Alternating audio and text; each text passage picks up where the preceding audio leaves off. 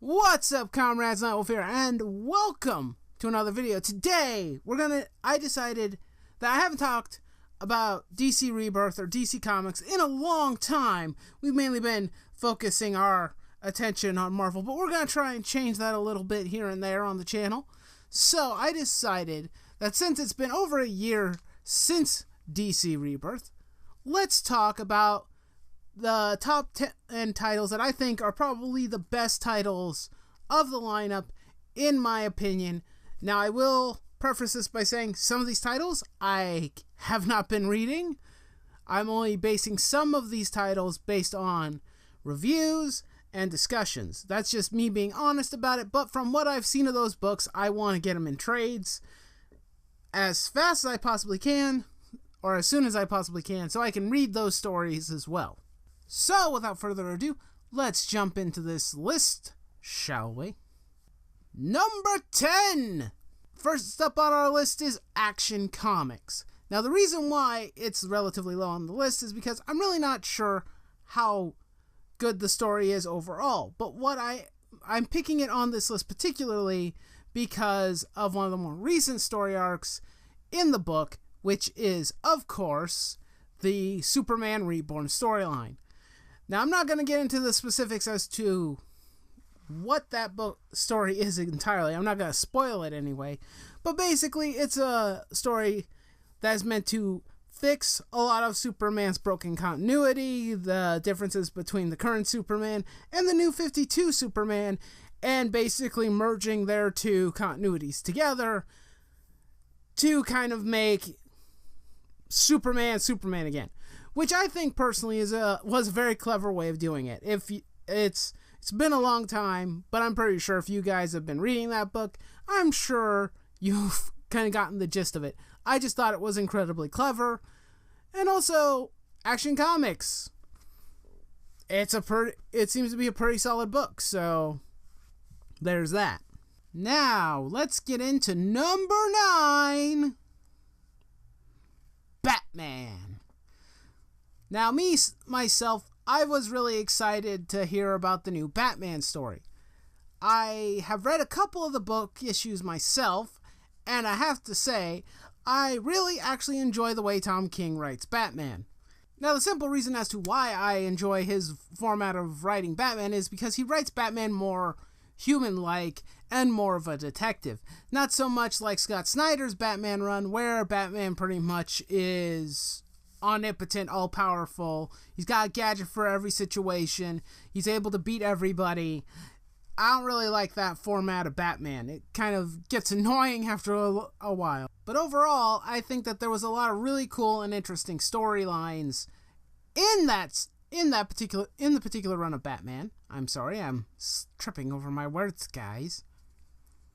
But in all honesty, I think that the new Batman run is really, really good. It's a very solid book, but like I said, I haven't read all of it, so I can't be entirely sold on it just yet, but from what I have read, I like it.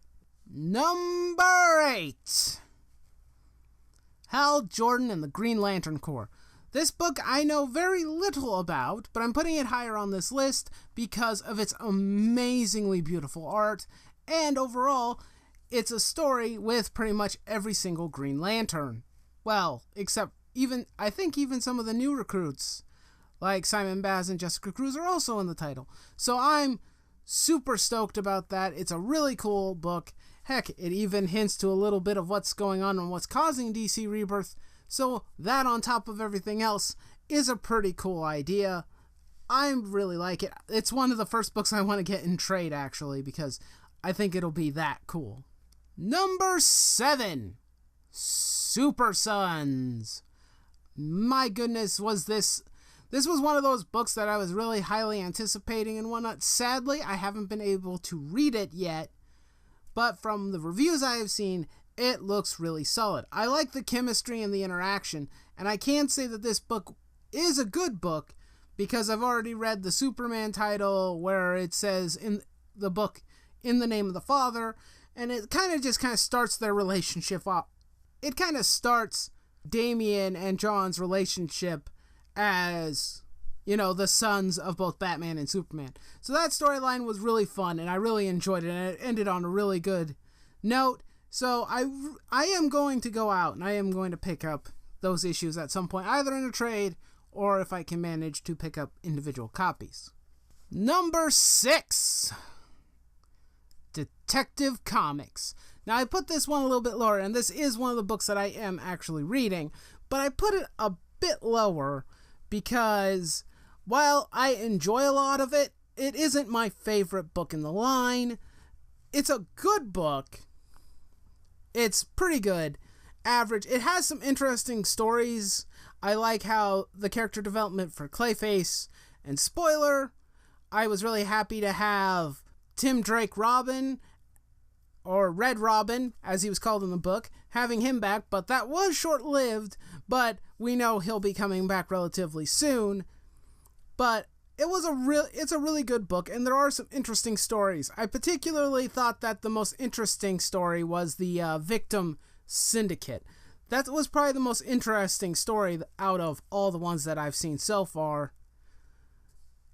Well, the first story arc was pretty good too. Basically, an insurgency of paramilitary guys dressed in bat costumes fighting Batman and the rest of his team. It's pretty good. The book does have its shortcomings. A couple of the characters I don't really care for. Batwing is kind of irritating. Batwoman, she's okay in the book, but I'm not a big fan of her to begin with, because she's kind of a one-note character for the most part, although this book is trying to give her more character development. So, at the very least, I can commend the book on that. And now we move to number 5. Teen Titans. What do you do when you take Damian Wayne and you put him in charge of the Titans? Well, all sorts of hell break loose.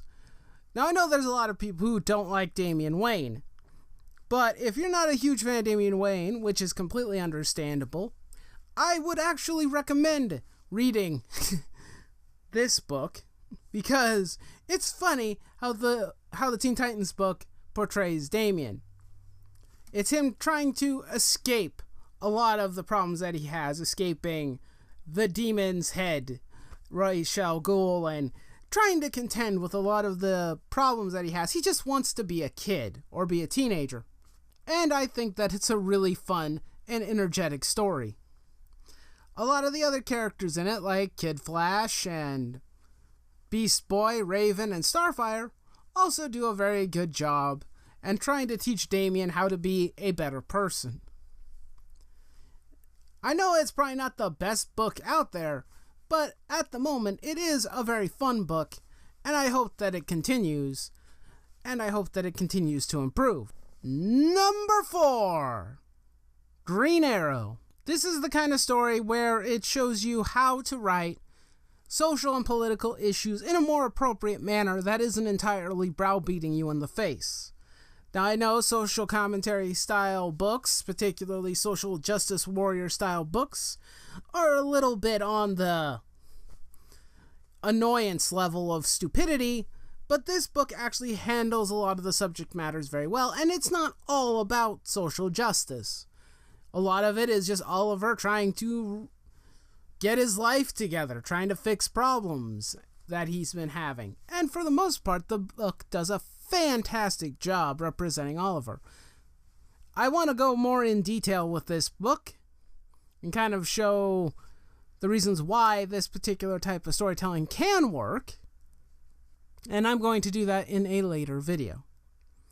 But overall, the Green Arrow book is very interesting. I'm particularly interested in one of the more recent arcs that I just started reading called Emerald Outlaw, because, hey, who doesn't like a story where the hero of the story is being hounded and hunted down for being a criminal for a crime he didn't commit? I know, it's a little cliche, but I kind of like it, and it's relatively interesting to see where it might lead. Number 3. The Flash.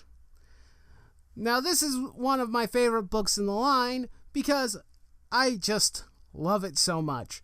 I think that Flash is slowly but surely becoming one of my favorite superheroes If for no other reason than the fact that, yeah, Spider-Man kind of sucks. Just saying. But the Flash comic book is basically if a Spider-Man story was done well. Sort of. At least I'm making that kind of comparison. I kind of see it. But also, the Flash comic book has hints and inklings towards what's causing the problems with DC Rebirth. Who is responsible, what is causing it, and flashes and nods to the original DC universe, or, pre-52 universe. We've already seen characters like Jay Garrick, Reverse Flash. All these good things are returning. And also, I really enjoyed the first story arc of the book because they introduced the new character, Godspeed. And I really liked Godspeed. I liked his design. I liked his story.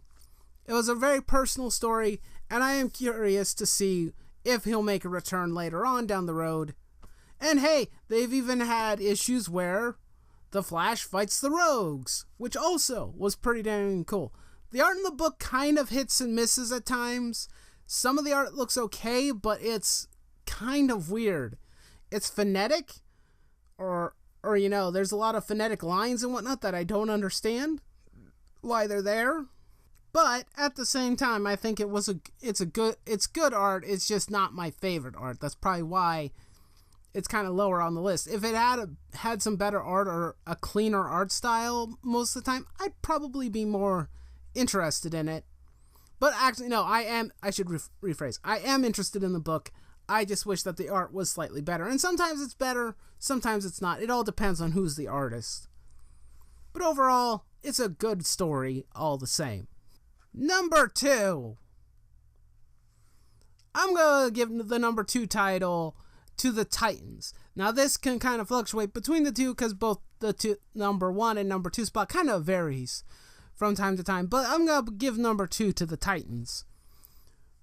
The first story was freaking fantastic with the basically having Wally West reconnecting with his childhood friends, Nightwing, Arsenal, Omen, Tempest, and that particular story was really well done, and I loved it quite a bit, because it was all about reconnecting. It was about being a family again, and it just made my heart sing, I guess you could say. It was a lot of fun. It was really a nice story. Now, there are some other stories like Made in Manhattan, and also the one that was the most current that I haven't quite read yet, The Lazarus Contract. But even those stories seem to be really good and really solid. So, I'm giving this book a high recommendation, just like I am the number 1 spot. So, if you're not reading Titans, go out and read Titans. Go do it. Right now. What are you waiting for? Go read Titans. Please? I don't want this book to be canceled. Okay. You went and read Titans? Good. Moving on. Number 1 is, of course, Superman. You want your mainstay comic book characters to not only have relevance, but to be able to carry the franchise and help make it better and harken back to times when your characters were beloved. This is how you do it. Superman. This book is amazing. I love this book. It's the book that I wish that Marvel would make in some capacity, but they're never going to because Marvel are stupid. But this is a culmination of everything. I like the aspect of having a family. I like that Superman acts like Superman. I like that Lois acts like Lois. I like that villains are coming back from Superman's Rogue Gallery that are very cool, like the Eradicator, Doomsday, Zod. Although most of these characters were not in the Superman book, they were in the Action Comics book. However, the Superman book itself is very solid. It has some really fun and interesting stories, and almost every single time when I go to my comic shop and I want to buy one of my comic books, the Superman titles are some of the first ones I pick up. And I don't know if that's going to change in the future, but normally 9 times out of 10, I grab a Superman book because it's just a good story with good art. It's adventure. It's an adventure. It's a journey. It's heroic. What a superhero comic book should be. You don't need to always go down into the darkness and in the depths and make everybody sad and depressed all the time with certain characters. A character like Superman should stand for hope, for light in a universe that is filled with dark energies and darkness and evil.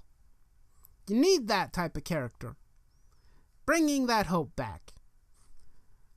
DC definitely did that. Marvel, you should take notes.